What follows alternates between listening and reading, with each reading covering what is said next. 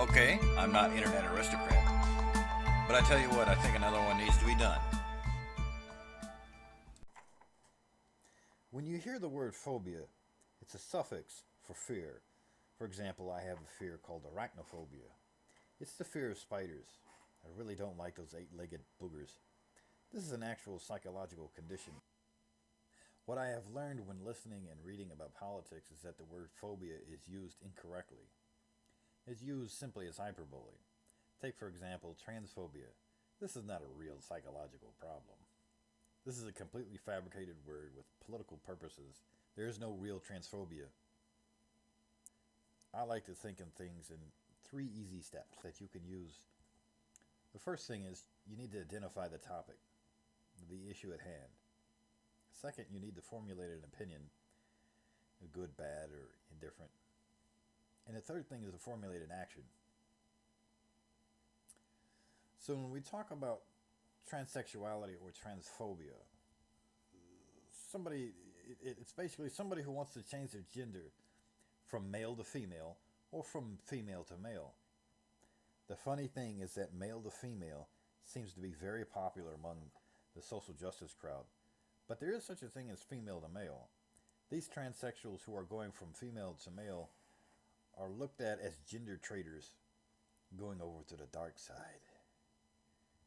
Come to the dark side. We have biceps. Therefore, the social justice warriors do not even recognize their existence. The focus on male to female transsexuals is part of the narrative that the evil of masculinity is being wiped away for the virtuousness of femininity. These are the most classist people imaginable because they assume that men are the evil oppressors and that women are the innocent victims that fart rainbows or some shit. But going from male to female, you're going from the oppressor class to the victim class, and therefore you deserve certain privileges and respect, like you have repented from your sins. So I've mentioned earlier, it's not enough to identify the issue at hand, because so many different interpretations happen just simply by identification. This is sad and unfortunate because it's jumping to a conclusion. So strip away your assumptions. What is it? Simply a human being deciding to change their gender. That's it. That's all it is. Your opinion and interpretation of this reflects on you, the observer, not the person who is actually transitioning. So let's start with a positive opinion. This could simply be acceptance of someone expressing themselves differently than how they were born. But more often it's a celebration, almost like a coming out party. Another positive opinion is a social justice narrative that thinks that you are somehow repenting. Hence the reason why they don't mention female to male transsexuals. It destroys their mythology that there's anything redemptive about transitioning. This positive opinion may seem like a good thing, but that is what the cult of social justice depends upon, is your celebration of absolutely nothing. Gender has no moral attachments. Being male does not equal bad. Being female does not equal bad. Nor the other way around. Being male does not equal good, nor does being female equal good. They're just genders. It's just their reproductive organs. There's no morality attached to them. I take a neutral stance, where transitioning is simply somebody else's issue to worry about. It doesn't affect me, has nothing to do with me. I really don't think anybody should be making a political issue out of somebody else's personal choices.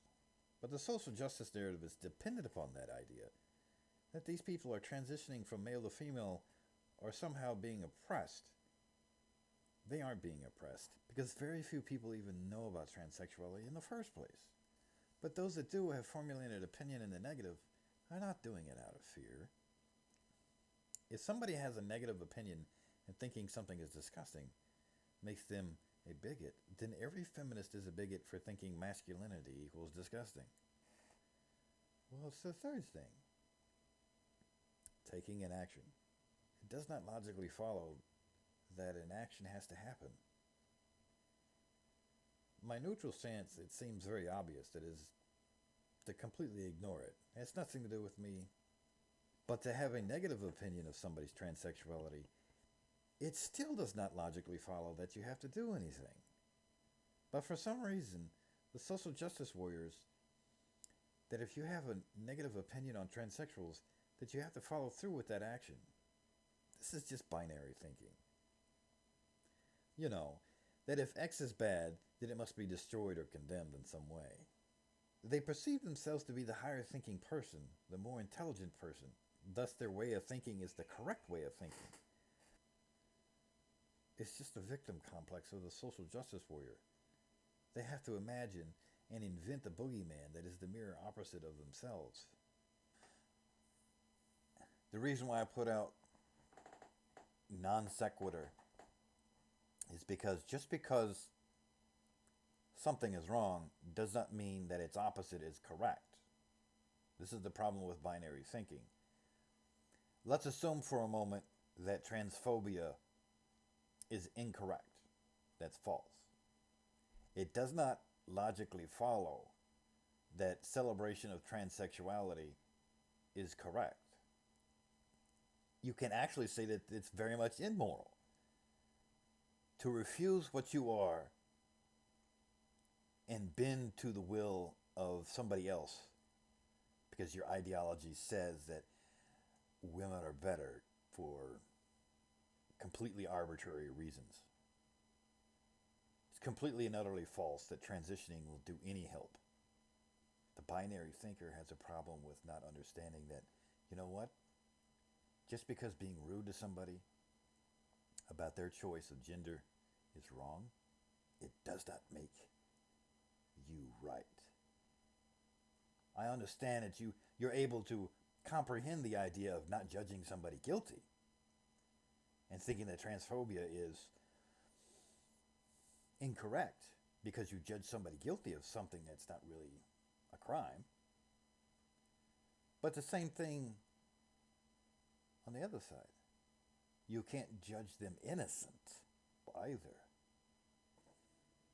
To consider transphobia as like a scourge of the modern world, that betrays your evil intent to micromanage somebody else's life. And you need to get over yourself.